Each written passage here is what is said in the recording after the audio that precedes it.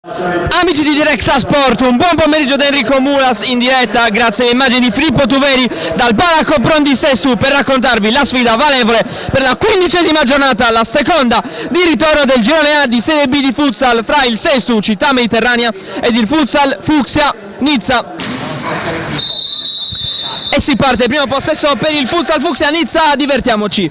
Il break dall'altra parte prova a servire Banzato senza successo, siamo già però dall'altra parte con Kau, una solata, Kau e il gol di Bringas, 1-0, sblocca il risultato il Sesto Città Mediterranea, attaccato da Busetti. Bringas riesce a fermare tutto il numero 9 a ripartire, un 2 contro 2, ancora Busetti da solo contro Modica,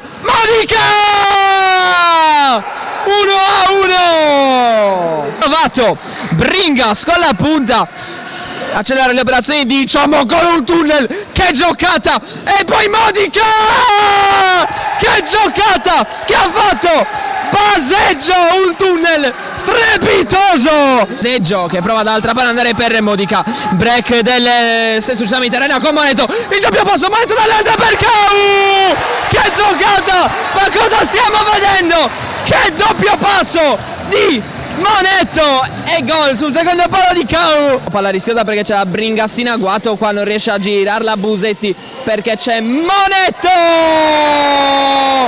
il numero 10 si è fatto male Baseggio che deve uscire, il capitano, 3-2 la ribaltata, gol di Moneto, Azzeni e Lintas. Che errore qua di Ciommo, Moneto fa buona guardia ancora Bringas, la sposta sul mancino per Nurchi, che gol col tacco di Moneto, 5-2, ha mollato completamente il Nizza. Bringas con una magia ancora prova a passare il numero 17 dall'altra parte per Azzeni, cosa ha fatto Bringas?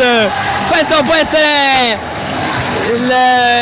il colpo che mette KO il Nizza, che non sembra capace di reagire.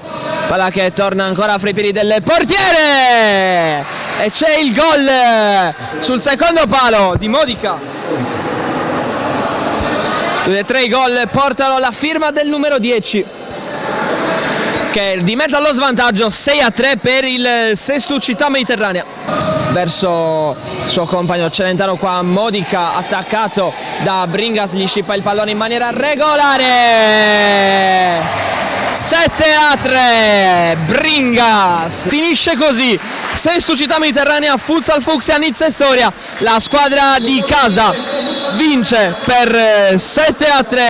Ci salutiamo così, ringrazio di nuovo Filippo Tuveri per le immagini dal Palacco Pron di Sesto ed Enrico Mulas. È tutto, grazie per averci seguito, alla prossima.